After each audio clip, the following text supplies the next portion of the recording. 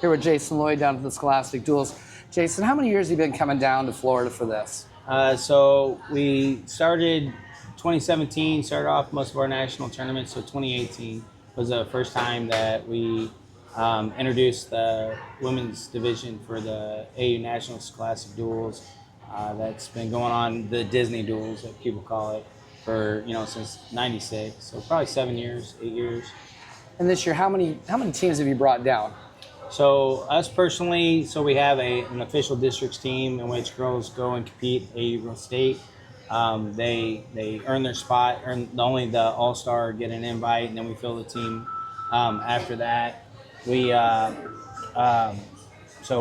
5 teams for our official district team, and then the boys side, they ended up building 2 other ragtag teams to help support as well. So we have 7 Iowa teams down here for girls. Very good. So somewhere in the neighborhood of 90 Iowa girls down here at almost 100 Florida. Almost 100 girls from Iowa down here going to battle it out for 3 days on the mat.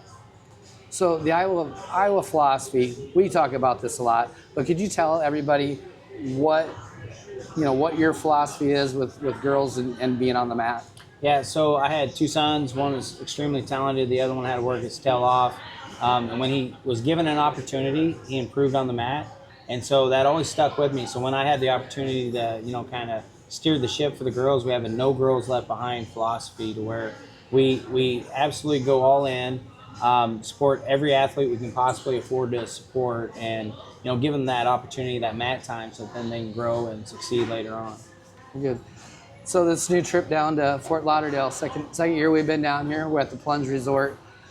What do you like about this trip in comparison to the other one? Yeah, so everybody called it the Disney Duels, and then AU National, as in the organization, all sports, they ended up kind of running out of venue space in Orlando to where volleyball now has over 10,000 teams, 10,000 teams of girls for volleyball. So they kind of gobbled up a lot of the venue space, moving the event here in Fort Lauderdale.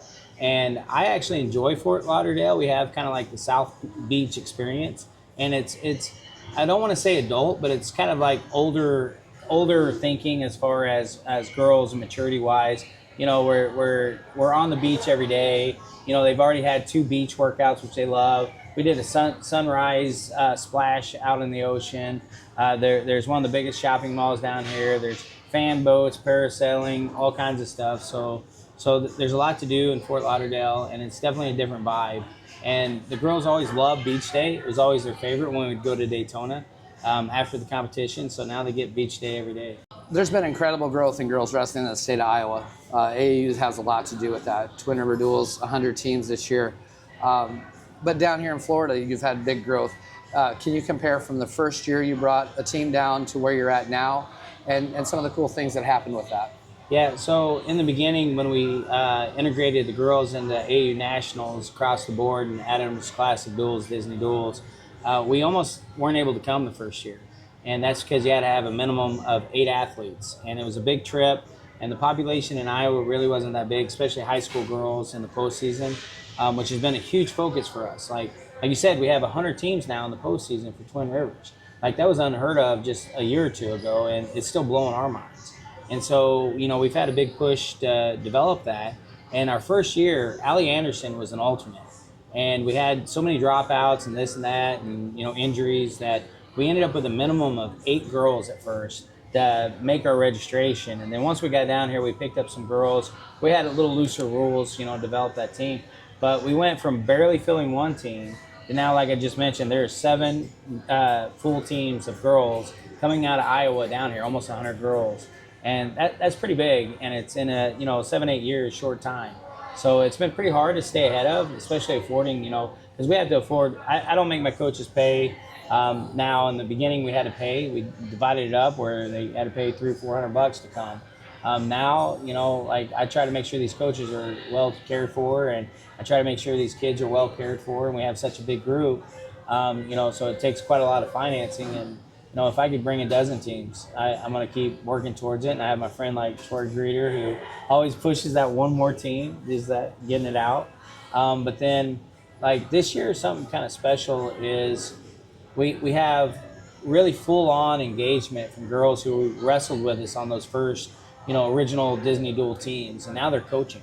And so having that buy-in and filter back is growth. That's growth, that's support. The girls love them. It's support the girls, support those female coaches. So they're able to be here, high stakes, high level, develop as coaches. They're hanging out with the girls. The girls love it. It's nothing but good. And who are the two coaches that were along on that first trip that are back? We have Shay Mickey, Grandview University wrestler, and then a young lady who coaches at Raccoon River, nationally ranked high school, Riley Rodish. They're both coaching with us. Awesome. So Jason, one of your missions is to build the not just girls wrestling, but the coaching staff and female coaching staffs, because we both know how important that is. Talk about Twin Rivers first, kind of how you started with that mission, and then let's talk about our coaching staff down here. Yeah, so Twin Rivers, no girl left behind. We build as many Iowa teams as we possibly can. That breaks the mold. We've been breaking the mold the entire time. I remember early on conversations with the boys' leadership. They're like, "What are you going to do? Build 100 teams?" Well, yeah, if I can. And what are you going to do? Let anyone coach or anyone wrestle? Yes, this is the mission. We're trying to grow the sport. And so we've broken the mold. And at the same time, as we built so many teams, they needed support. And for that support, we really wanted female leadership in the corner as much as we can. Nothing against us guys. Us guys, we work our butts off for these girls. We'll go to the mat for them. But, we all can recognize, like you mentioned, that it's kind of special for them to have a female voice in the corner. So immediately, early on, I started adding, if there was an injured high school girl, I'd put her on a youth team to help coach in the corner. It's because we had high-level high school girls who could handle that as long as they were supported. We took college girls. Like, we were really big into taking the college girls who are wrestling actively in college and putting them in those corners. And they're having fun, loud, rowdy. The girls respond to it, and they get to learn. They get to learn. You can't, jaw the ref. They get to learn, and the life lessons of coaching. And we're giving them that platform and that opportunity. And then, like here with us, like we're only too shy from having a fully female coaching staff. So we have Rachel Waters, who's legendary, coming through in Iowa. She now coaches out in West Liberty. She's along with us. We have Allie Gerbach, who has one of the top teams in the state in Cedar Falls. We have Samantha Moore, and then I mentioned Riley Rodish out of Raccoon River, again, another nationally ranked high school team.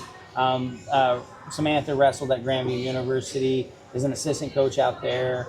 We have Maylee Ellsbury, who wrestles at William Penn. We have Allison Crum, who wrestles for Hawkeye Community College. And so, Shay Mickey, that's another one, Grandview University athlete. God, I know I'm forgetting somebody. Well, you bring the club team winner from AAU. Yes. So that's a great point. So there was 1,600 girls at AAU Girls State, 1,600. And the reigning team always gets to name a coach for a free trip to Florida and have the opportunity to coach with the best girls in Iowa. And this year it was Seabolt Wrestling Club that won it, Samantha Seabolt.